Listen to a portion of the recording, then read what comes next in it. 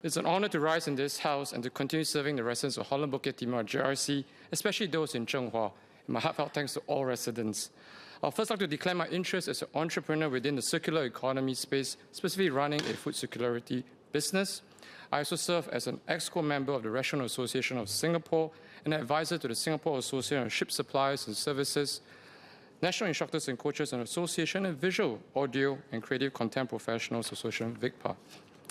I echo the President's call to refresh Singapore's economic strategies and to build a future that is both resilient and inclusive. The world around us is shifting rapidly. Global markets, once seen as stable, are now weighed down by war, protectionist tariffs, and domestic upheavals.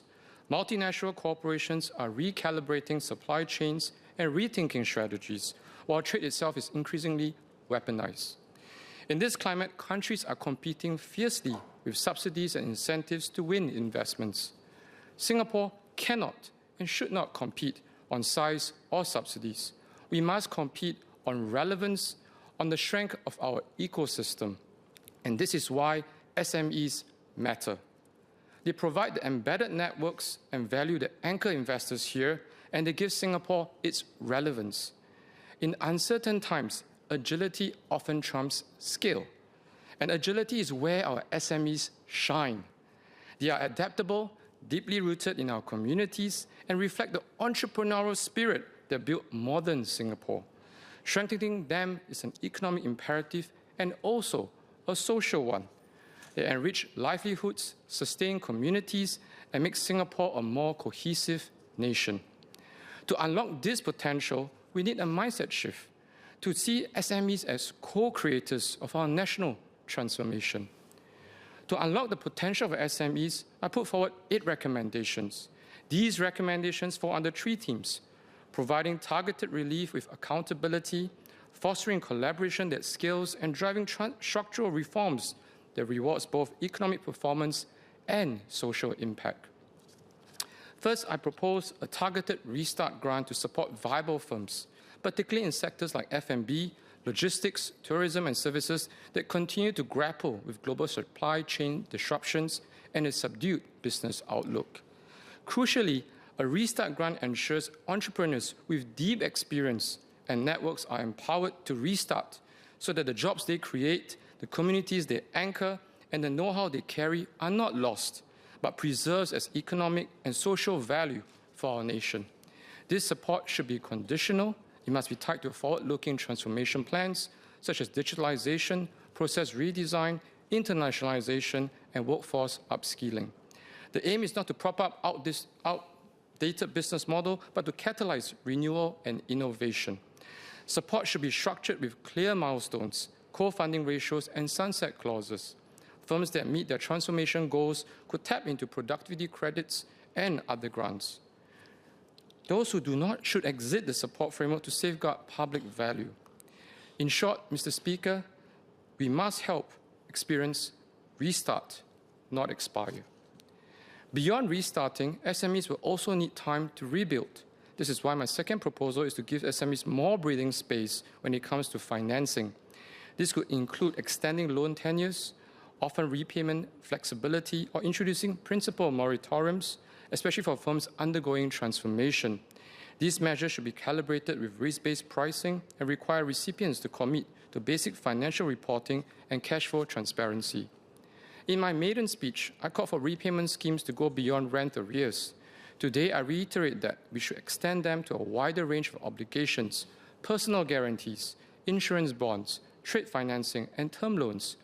Just as COVID-19 framework gave many businesses a lifeline, such calibrated extensions can give SMEs the time and confidence to press on with transformation. At the same time, we cannot rely on traditional banks alone. Alternative financing model must be expanded, revenue-based financing, venture debt designed for SMEs. These instruments are especially crucial for high-growth sectors like agri-tech, clean energy, health tech, and the digital economy, where upfront investments is heavy, but long-term returns can be transformative for Singapore's future. In short, we must give SMEs not just capital, but also time, because time is the oxygen they need to grow, adapt, and thrive. Third, we must encourage SMEs to form consortiums and project joint ventures. Forming consortiums allows SMEs to pool talent, share resources, and punch above their weight for larger contracts. To facilitate this, agencies can provide higher grant quantums for firms that collaborate in enterprise development projects, seeding greater collaborative ventures. Beyond this, the government should enhance grant support and other favorable financing terms for consortiums, including joint training programs, shared intellectual property frameworks, and common procurement platforms. Trade associations and chambers of commerce should act as natural conveners and custodians, ensuring accountability and fair distribution of benefits while giving SMEs the confidence to collaborate and scale. In short, by encouraging collaboration, we multiply the impact of our SMEs, turning small firms into connected ecosystems that strengthen Singapore's competitiveness and resilience. Fourth, we must improve payment terms to ease cash flow for SMEs. Delayed payments from large corporates or government-linked entities can cripple small businesses. The government can lead by example to commit to shorter standard payment terms, ideally within 30 days. In addition, I propose introducing automated late payment interest clauses to encourage discipline and predictability. This should also include timely disbursements of grants once project milestones are met. To institutionalize this further, we implement procurement performance scorecard that tracks payment timeliness and SMEs participation across the public sector. Fifth, I call for a more efficient regulatory system. For SMEs, every month spent waiting for approvals is a month of lost opportunity. We must set clear standards with publishable timelines, expand silent approvals for low-risk applications, and adopt sandboxes so that new business models can be tested safely. And to make this stick, we should institutionalize a scorecard that tracks timeliness of approvals across public agencies. My sixth proposal addresses the issue of rising manpower costs. While the progressive wage model is critical and necessary step forward in uplifting lower wage workers and affirming the dignity of labour, we must also acknowledge the strain it's placing on our SMEs. Many are struggling to keep pace with mandated wage increases, especially when productivity gains takes time to realize, and passing on costs to consumers risks pricing them out of the market. This pressure is further compounded by the rising total costs of foreign manpower, fueled by higher dormitory costs, steeper qualifying salaries, and persistent foreign worker levies. Let us recall that these levies were originally intended to guard against wage suppression, but in sectors already governed by PWM, where wage ladders are clearly structured and enforced, such levies are increasingly redundant, even counterproductive.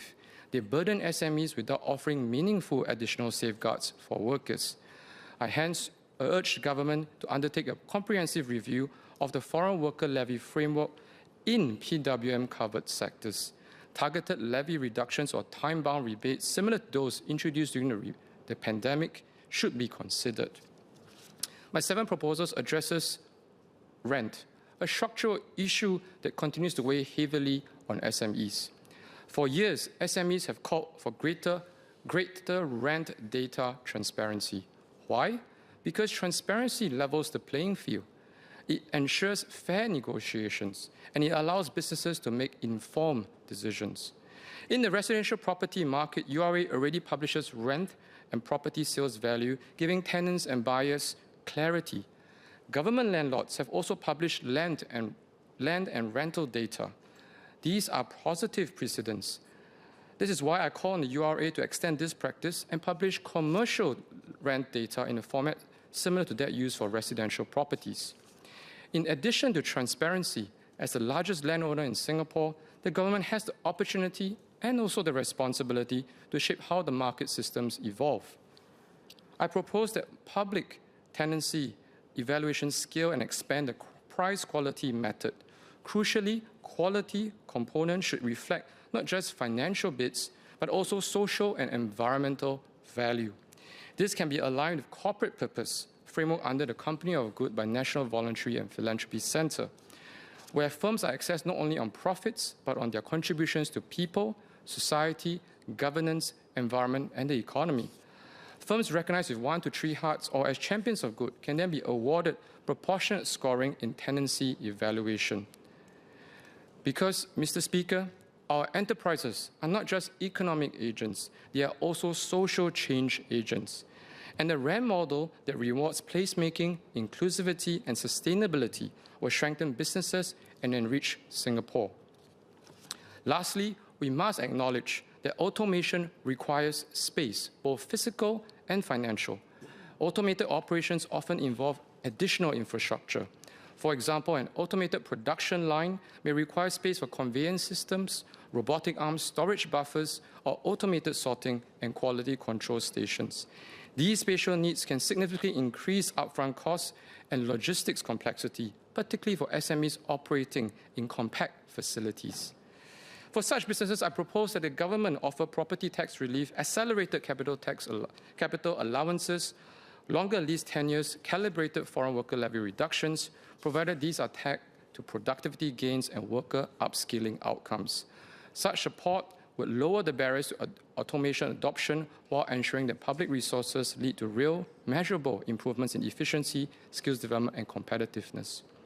Mr. Speaker, sir, our SMEs already contribute 50% of our Singapore's GDP and employ nearly 70% of our workforce.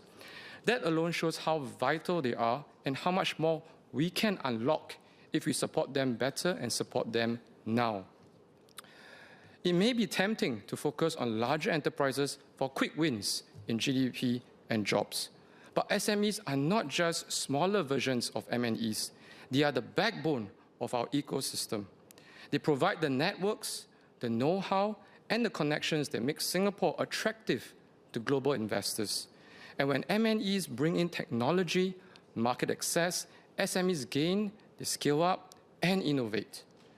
Stronger SMEs means better jobs, progressive, high-value, future-ready jobs for Singaporeans.